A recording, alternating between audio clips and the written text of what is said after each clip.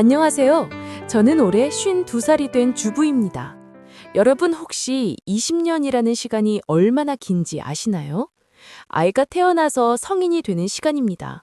대학을 졸업하고 직장 생활을 시작해서 부장이 되는 시간이기도 하죠. 저에게 그 20년은 남편의 병상을 지킨 시간이었습니다. 28에 결혼해서 32에 남편이 사고를 당했으니까요. 꼭 갔던 시절을 전부 병원 복도와 집 사이를 오가며 보냈습니다. 그 긴 세월 동안 저는 단 하루도 남편 곁을 떠난 적이 없었습니다. 많은 사람들이 물었습니다. 깨어날지도 모르는 사람을 왜 그렇게까지 간병하느냐고요. 하지만 저는 믿었습니다.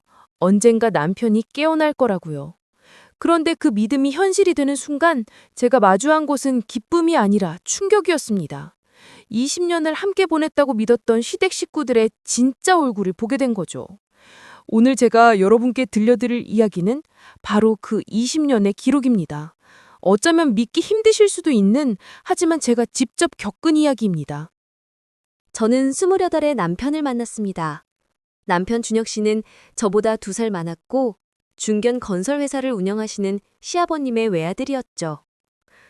처음 만났을 때부터 남편은 정말 다정한 사람이었습니다. 소개팅 자리에서 제가 좋아하는 음식을 물어봐 주시고 다음 만남 때는 그 음식으로 유명한 식당을 예약해 오시더라고요. 은재 씨, 저랑 결혼해 주실래요? 평생 행복하게 해드릴게요. 프러포즈도 참 담백했습니다. 거창한 이벤트 같은 건 없었지만 그 진심 어린 눈빛만으로도 충분했죠. 시댁 분위기도 나쁘지 않았어요. 시어머니는 처음 만났을 때부터 제 손을 꼭 잡으시며 말씀하셨습니다. 은지야, 우리 준혁이 잘 부탁한다. 아들이 하나라 그동안 내가 얼마나 외로웠는지 모른다. 이제 딸 생긴 것 같아 정말 기쁘구나. 시아버지도 과묵하신 분이었지만 나쁘지 않으셨어요. 결혼식 날 제 아버지와 술잔을 나누시며 사돈께서 귀하게 키우신 따님 잘 모시겠습니다 라고 인사하시던 모습이 아직도 기억납니다. 결혼 후 4년은 정말 행복했습니다.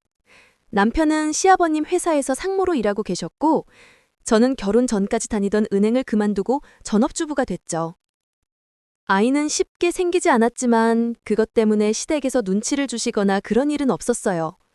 오히려 시어머니가 아이는 때가 되면 오는 거다.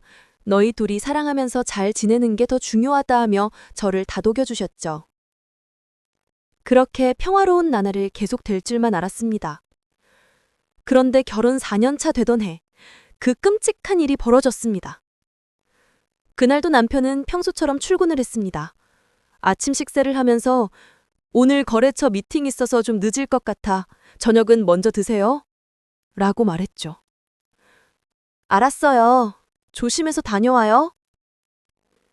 그게 남편과 제대로 나눈 마지막 대화였습니다. 오후 3시쯤이었을 겁니다. 시어머니한테서 다급한 전화가 왔어요. 은지야, 지금 당장 서울대병원 응급실로 와. 준혁이가 사고가 났어. 머릿속이 하얘지더라고요. 뭐라고 대답했는지도 기억이 안 납니다. 정신없이 옷을 걸쳐 입고 택시를 잡아 탔죠. 병원에 도착했을 때 시댁 식구들이 모두 와 계셨습니다. 시아버지는 창백한 얼굴로 복도를 서성이고 계셨고 시어머니는 의자에 주저앉아 눈물을 흘리고 계셨어요. 어머님, 준혁 씨는 어떻게 된 거예요? 어디 계세요? 지금 수술 중이야. 공사 현장 시찰 갔다가 발판이 무너져서 4층 높이에서 떨어졌대. 머리를 심하게 다쳤다고. 그 순간 제 다리에 힘이 풀렸습니다. 수술은 12시간이나 걸렸습니다. 그 시간이 얼마나 지옥 같은지 모릅니다. 기도하고 또 기도했어요. 제발 살려달라고, 깨어나게 해달라고요. 새벽 2시가 넘어서야 담령 의사 선생님이 나오셨습니다. 보호자분들 계시죠?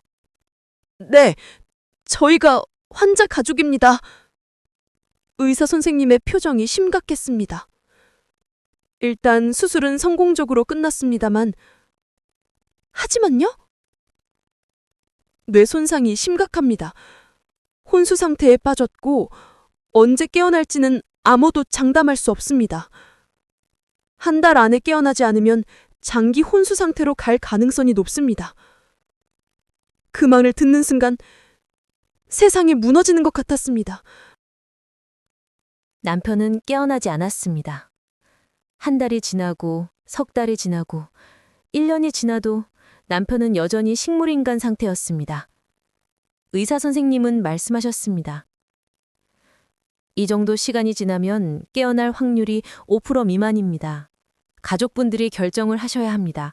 계속 중환자실에 두실 건지 아니면 집에서 간병하실 건지요. 시아버지가 물으셨습니다. 집에서도 간병이 가능합니까? 기계 호흡기를 계속 달아야 하니까 쉽지는 않습니다. 하지만 불가능한 건 아닙니다. 간병 교육을 받으시고 필요한 장비를 갖추시면 됩니다. 그날 저는 시댁 식구들 앞에서 말씀드렸습니다. 제가 간병하겠습니다. 집으로 모셔올게요. 시어머니가 깜짝 놀라셨어요. 은지야, 그게 말처럼 쉬운 일이 아니야. 24시간 붙어 있어야 하는데. 괜찮아요. 제가 할 수 있어요. 남편은 제가 돌봐야죠. 시아버지도 말리셨습니다. 은지야, 내 마음은 고맙지만 현실적으로 생각해봐라. 젊은 네가 평생을 이렇게 보낼 순 없잖니. 우리가 간병인을 구하던지. 아니에요, 아버님. 다른 사람 손에 남편을 맡길 순 없어요. 제가 꼭 직접 돌보고 싶어요. 결국 저는 남편을 집으로 모셔왔습니다. 방 하나를 병실처럼 꾸몄어요. 병원 침대를 들여놓고 필요한 의료기기들을 설치했습니다. 흡인기, 산소호흡기, 심전도 모니터까지요. 간병 교육도 받았습니다. 욕창 예방을 위해 2시간마다 자세를 바꿔줘야 하고 가래를 뽑아내는 법, 코로 영양식을 주입하는 법까지 배웠죠. 처음에는 정말 힘들었습니다. 밤에도 제대로 잠을 잘 수 없었어요. 호흡기 알람이 울릴까봐, 무슨 일이 생길까봐 항상 긴장 상태였죠. 하지만 익숙해지더라고요. 1달, 2달 지나니까 손에 익었습니다. 남편의 작은 변화도 바로 알아챌 수 있게 됐어요. 시댁에서는 처음에 자주 오셨습니다. 시어머니는 일주일에 2-3번씩 오셔서 제가 힘들지 않은지 물어봐 주셨고 반찬도 해다 주셨어요. 은지야, 정말 고생이 많다. 우리 며느리 아니었으면 어쩔 뻔했니. 괜찮아요, 어머님. 이게 제가 해야 할 일인걸요. 시아버지도 1달에 1-2번씩 오셔서 남편을 보고 가셨습니다. 말씀은 없으셨지만 눈가가 촉촉해지시는 걸 봤어요. 하지만 1년, 2년, 3년이 지나자 상황이 달라지기 시작했습니다. 시댁 식구들의 방문이 점점 뜸해졌어요. 1달에 1번, 2달에 1번, 나중에는 명절에나 오시는 정도가 됐죠. 그리고 사고 5년 차쯤이었을 겁니다. 시어머니의 태도가 조금씩 달라지기 시작했어요. 은지야, 넌 아직 젊잖니. 이렇게 계속 간병만 하면서 살 거야? 어머님, 무슨 말씀이세요? 남편인데 당연히 제가 돌봐야죠. 그래도 준혁이는 깨어날 가망이 없잖니. 의사들도 다 포기했고 넌 네 인생을 생각해야지. 어머님, 저는 괜찮아요. 준혁 씨 곁에 있는 게 제 인생이에요. 시어머니는 한숨을 쉬며 돌아가셨습니다. 그 후로 시댁에서는 이상한 말들을 하기 시작했어요. 은지야, 이혼 생각은 없니? 너도 재혼해서 새 인생 살 수 있잖아. 은지야, 요양병원에 보내는 게 어떻겠니? 네가 매일 가서 보면 되잖아. 저는 그럴 때마다 단호하게 거절했습니다. 싫어요. 준혁 씨는 제가 직접 돌볼 거예요. 10년이 지났습니다. 저는 어느새 40을 넘긴 중년 여성이 됐습니다. 거울을 보면 주름이 늘어난 제 얼굴이 보였어요. 예쁘게 화장하고 외출했던 젊은 시절의 모습은 언데간데 없었죠. 하지만 후회는 없었습니다. 매일 아침 남편 얼굴 닦아주고 손을 잡아주고 이야기를 들려줬어요. 여보, 오늘 날씨 정말 좋아요. 창문 열어놨으니까 바람 쐬요. 봄이 왔나 봐요. 여보, 오늘 어머님이 반찬 해다 주셨어요. 된장찌개인데 여보가 좋아하던 거예요. 깨어나면 꼭 만들어 드릴게요. 대답은 없었지만 저는 남편이 듣고 있다고 믿었습니다. 그리고 15년이 흘렀고 20년이 다가오고 있었습니다. 사고 18년째 되던 해였습니다. 어느 날 시댁 식구들이 갑자기 다 같이 우리 집에 오셨어요. 시아버지, 시어머니, 그리고 시아버지의 동생 되시는 작은아버님까지요. 뭔가 심상치 않았습니다. 은지야, 우리가 할 이야기가 있어서 왔다. 시아버지의 목소리가 평소와 달랐습니다. 냉랭했어요. 네, 아버님, 무슨 일이세요? 거실에 앉은 시댁 식구들의 표정이 모두 굳어 있었습니다. 시아버지가 입을 여셨어요. 은지야, 이제 그만 정리를 하자. 네? 정리요? 준혁이 말이다. 이젠 포기해야 할 때가 아니겠니? 18년이나 됐어. 의사들도 다 불가능하다고 했잖아. 저는 깜짝 놀라 되물었습니다. 그게 무슨 말씀이세요? 준혁 씨를 포기하라는 말씀이세요? 시어머니가 끼어들었습니다. 은지야, 우리도 마음이 아프다. 하지만 현실을 봐야지. 준혁이는 이미 18년 동안 의식이 없었어. 이건 기적을 바라는 게 아니라 집착이야. 어머니, 어떻게 그런 말씀을...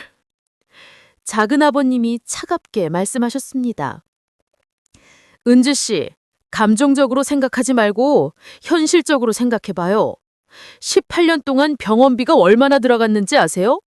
그리고 앞으로도 계속 그럴 텐데 이건 밑빠진 독에 물 붓기예요. 저는 믿을 수가 없었습니다. 돈 때문에 그러시는 거예요? 제가 간병하는 건 병원비 아끼려고 그런 것도 있었잖아요. 요양병원에 보내는 것보다 훨씬 적게 들어가는데. 시아버지가 손을 휘저었습니다. 그게 문제가 아니야. 은지야, 솔직히 말하마. 회사 사정이 안 좋아. 준혁이가 쓰러지고 나서 내가 혼자 회사를 운영해왔는데 이제 나도 나이가 들어.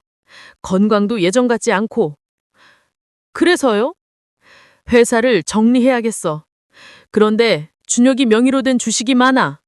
그걸 처리하려면 법적으로 준혁이를 사망 처리해야 해. 저는 귀를 의심했습니다. 사망 처리요? 아직 살아계시는데요?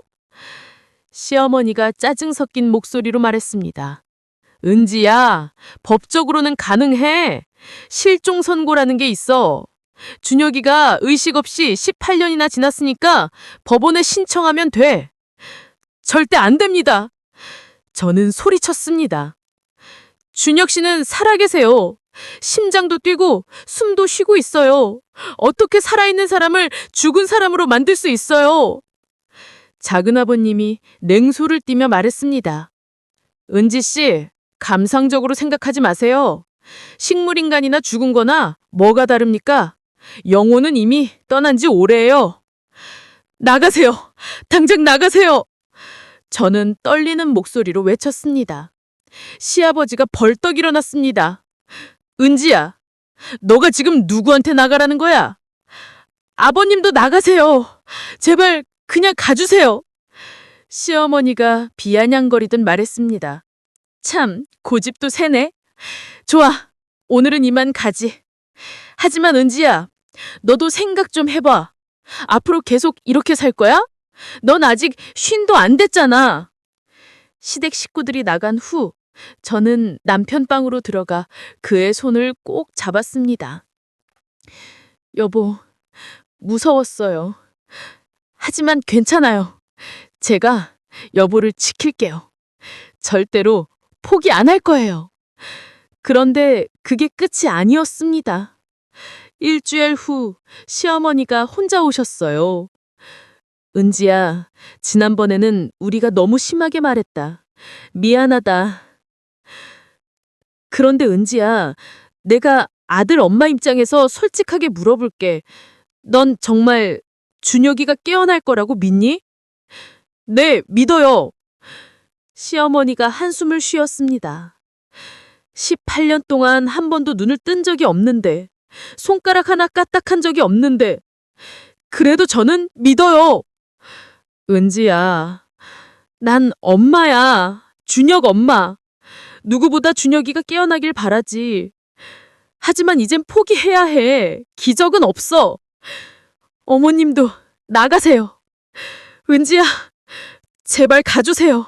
더 이상 이런 이야기 듣고 싶지 않아요. 시어머니는 화난 얼굴로 일어났습니다. 좋아. 내가 너무 착하게 대한 것 같네. 은지야, 잘 생각해봐. 우리가 원하는 대로 안 하면 너도 힘들어질 거야. 무슨 뜻이에요? 그냥 하는 소리야. 시어머니는 쿵쿵거리며 다갔습니다. 그 후로 한 달 동안 시댁에서는 아무도 오지 않았습니다. 그런데 어느 날 집에 등기 우편이 왔어요. 변호사 사무실에서 보는 것이었습니다. 내용을 읽는 순간 온몸에 소름이 돋았습니다. 이혼 소송 제기 통지서. 시댁에서 남편 명의로 저에게 이혼 소송을 건 겁니다. 소장 내용은 이랬습니다. 원고, 남편은 식물인간 상태로 의사 표현이 불가능하므로 법정 대리인인 부모가 대신하여 이혼을 청구함.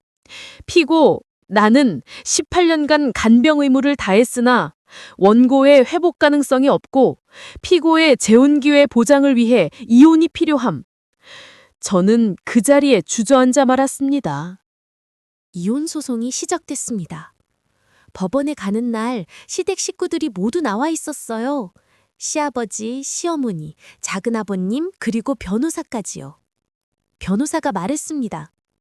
재판장님, 원고는 18년간 식물인간 상태입니다. 피고는 그동안 헌신적으로 간병했으나 의학적으로 회복 불가능한 상태입니다. 피고의 미래를 위해서라도 이혼이 필요합니다. 제 변호사가 반박했습니다. 재판장님, 이는 환자 가족의 재산을 노린 악의적 소송입니다. 배우자인 의뢰인이 이혼을 원하지 않는데 시댁에서 강제로 이혼시키려는 것은 시아버지 측 변호사가 또 말했습니다. 재판장님, 환자 명의 재산이 50억 이상입니다. 회사 주식 35억, 부동산 15억이죠. 만약 이 상태로 환자가 사망하면 모든 재산이 배우자에게 갑니다. 피고가 이혼을 거부하는 진짜 이유는 재산 때문 아닙니까? 저는 믿을 수가 없었습니다. 재판장님, 저는 재산 때문이 아닙니다. 남편을 사랑하기 때문입니다. 재판은 길어졌습니다. 한 달에 한 번씩 법원에 가야 했어요. 그 사이에도 시댁의 압박은 계속됐습니다. 어느 날은 시어머니가 집에 들이닥쳐서는 이렇게 말했습니다. 은재야, 좋게 하자. 이혼해주면 우리가 위자료 5억 줄게. 그 돈이면 너도 새 출발할 수 있잖아. 싫어요. 10억 줄게. 더는 못 줘. 돈 문제가 아니에요. 그럼 뭐가 문제야? 대체 뭘 원하는 거야? 그냥 남편이랑 같이 살고 싶어요. 그게 뭐가 잘못됐어요? 시어머니는 분노에 차서 소리쳤습니다. 너 정말 끝까지 일할 거야? 좋아, 그럼 우리도 가만히 있지 않을 거야. 병원비 지원 끊을 거고 의료 장비도 다 회수할 거야. 마음대로 하세요. 제가 다 알아서 할게요. 시어머니가 나간 후 저는 남편 방에 들어가 울었습니다. 여보, 미안해요. 제가 지켜드리겠다고 했는데 자꾸 흔들려요. 너무 힘들어요. 그런데 그때였습니다. 아주 작은 소리가 들렸어요. 저는 깜짝 놀라 고개를 들었습니다. 남편의 입술이 미세하게 떨리고 있었어요. 여보, 나 들려요? 남편의 눈꺼풀이 떨렸습니다. 잠깐만. 여보, 지금 깨어나는 거예요? 저는 떨리는 손으로 남편의 손을 꼭 잡았습니다. 그리고 천천히 남편의 문이 떠졌어요. 여보! 저는 남편을 껴안고 울었습니다. 20년 만에 남편이 깨어난 겁니다. 119 불러야 해. 저는 급하게 전화를 걸었어요. 여기요, 남편이 깨어났어요. 20년 만에. 구급차가 왔고 남편은 병원으로 실려갔습니다. 저도 함께 구급차에 탔어요. 병원에서 정밀 검사가 시작됐습니다. 의사 선생님들도 놀라워했어요. 의학적으로 설명이 안 되는 케이스입니다. 20년 만에 깨어나다니. 선생님, 남편 괜찮은 거죠? 네, 놀랍게도 뇌 기능이 회복되고 있습니다. 물론 재활은 필요하지만 의식은 완전히 돌아온 것 같습니다. 저는 기쁨에 눈물을 흘렸습니다. 그리고 시댁에 전화를 걸었어요. 어머님, 준혁 씨가 깨어났어요. 뭐라고? 깨어났다고요. 지금 병원에 있어요. 전화 너머로 시어머니의 당황하는 소리가 들렸습니다. 1시간 후 시댁 식구들이 병원에 도착했어요. 시아버지, 시어머니, 작은아버님까지. 그들은 중환자실 앞에 멈춰 섰습니다. 의사가 나왔어요. 환자분이 의식을 완전히 회복했습니다. 지금은 안정을 취하고 있고요. 면회 가능합니까? 시아버지가 물었습니다. 네, 가능합니다. 다만 환자분이 오래 의식이 없었던 만큼 조심스럽게 대해주세요. 우리는 중환자실로 들어갔어요. 남편은 침대에 누워 계셨습니다. 눈을 뜨고 천천히 고개를 돌려 우리를 보셨어요. 아버지, 어머니. 준혁아! 시어머니가 달려가려 했지만 남편이 손을 들어 맞았습니다. 잠깐 기다려요. 남편의 목소리는 약했지만 단호했어요. 준혁아, 무슨 소리야? 아들. 아버지, 저 다 기억나요. 뭐? 제가 왜 떨어졌는지, 누가 저를 밀었는지. 순간 중환자실이 얼어붙었습니다. 시아버지의 얼굴이 하얗게 변했어요. 준혁아, 그게 무슨 18년 전 4층 현장이었죠. 제가 시찰을 갔을 때. 남편은 천천히 말을 이어갔습니다. 아버지가 오셨어요. 회사 일로 얘기 좀 하자고. 우리는 옥상으로 올라갔어요. 그리고 아버지가 말씀하셨죠. 회사를 작은아버님한테 넘기겠다고, 내가 능력이 없다고. 작은아버님의 얼굴도 창백해졌어요. 저는 반대했어요. 제가 더 열심히 하겠다고 했죠. 그런데 준혁아, 그만. 아버지가 저를 밀었어요. 4층에서. 뭐라고요? 제 목소리가 터져 나왔습니다. 은지, 진정해요. 들어봐요. 남편이 저를 진정시켰습니다. 저는 떨어지면서도 의식이 있었어요. 아버지 얼굴도 봤어요. 당황하시는 모습도요. 시아버지가 주저앉았습니다. 아니야, 준혁아, 그건 사고였어. 내가 너를... 사고가 아니었어요, 아버지. 아버지는 의도적으로 저를 밀었어요. 남편은 계속 말을 이어갔습니다. 그리고 저는 20년 동안 의식은 있었어요. 네? 움직일 수는 없었지만 듣고 있었어요. 은지가 매일 해주는 이야기, 아버지와 어머니가 하시는 말들 다 들었어요. 시어머니가 뒷걸음질 쳤습니다. 특히 최근 몇 년간 이혼 소송 얘기하시는 것도 다 들었어요. 제 재산 때문이라는 것도요. 준혁아, 아버지, 어머니, 저는 실망했어요. 정말로. 20년 동안 저를 돌봐준 건 은지뿐이었어요. 아버지, 어머니, 저는 포기하셨죠? 아니야, 우리도... 됐어요. 이제 다 끝났으니까. 남편이 저를 봤습니다. 은지, 고마워요. 당신이 아니었으면 저는 진짜 죽었을 거예요. 여보? 저는 남편의 손을 꼭 잡았습니다. 다음 날 남편은 변호사를 불렀습니다. 병원 침대에 놓은 채로 말씀하셨어요. 제 재산 전부를 아내에게 증여하고 싶습니다. 지금 당장요. 준혁 씨, 지금 상태에서 그런 결정을... 제정신 멀쩡합니다. 의사소견서도 받았어요. 법적으로 문제 없죠? 네, 문제 없습니다. 그럼 진행해 주세요. 일주일 후 모든 증여 절차가 완료됐습니다. 남편 명의로 되어 있던 회사 주식 35억, 부동산 15억, 총 50억이 넘는 재산이 전부 제 명의가 됐어요. 시댁에서는 난리가 났습니다. 시아버지가 병실로 찾아왔어요. 준혁아, 이게 무슨 짓이야? 회사 주식까지 다 넘기면 우리는 어떡하라고? 아버지도 이제 은퇴하실 나이잖아요. 회사는 제가 맡을게요. 네가? 지금 몸도 제대로 못 가누는데? 재활하면 됩니다. 시간 문제예요. 준혁아, 재활 다시 생각해봐라. 아버지 잘못했어. 용서해줘. 하지만 남편은 단호했습니다. 아버지, 저를 죽이려 하셨잖아요. 그건 실수였어. 실수로 사람을 4층에서 밀어요? 그리고 20년 동안 한 번도 진심 어린 사과가 없었어요. 시아버지는 말을 잇지 못했습니다. 그리고 아버지, 고소할 거예요. 살인 미수죄로요. 뭐? 저한텐 증거가 있어요. 현장 CCTV 영상이요. 제가 쓰러지기 전에 회사 보안팀한테 보관하라고 했거든요. 그게 당시에는 사고로 처리됐지만 제가 깨어난 이상 진실을 밝힐 수 있어요. 시아버지는 그 자리에 주저앉았습니다. 며칠 후 경찰이 시아버지를 조사했습니다. CCTV 영상이 공개됐어요.